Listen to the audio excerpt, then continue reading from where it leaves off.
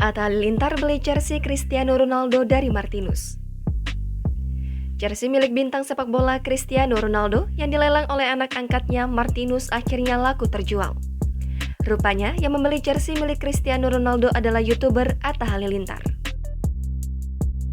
Disinggung soal nominal angka jersey yang dibeli Atta Halilintar, Martinus hanya menyebut sekitar ratusan juta rupiah. Atta membeli jersey CR7 tersebut melalui perwakilan.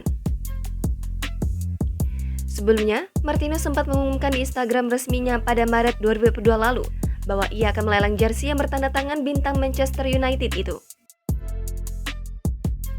Martinus melelang jersey tersebut untuk membangun sebuah pesantren di Aceh. Diketahui, jersey tersebut memang sangat berharga bagi Cristiano Ronaldo lantaran dikenakan dirinya saat Manchester United menang 3-0 atas Dinamo Bukares pada babak ketiga kualifikasi Liga Champions 2004 hingga 2005. Martinus saat itu diberikan jersey tersebut oleh CR7 lantaran sejarah yang ditorehkan. Jangan lupa subscribe, share, komen, dan like ya!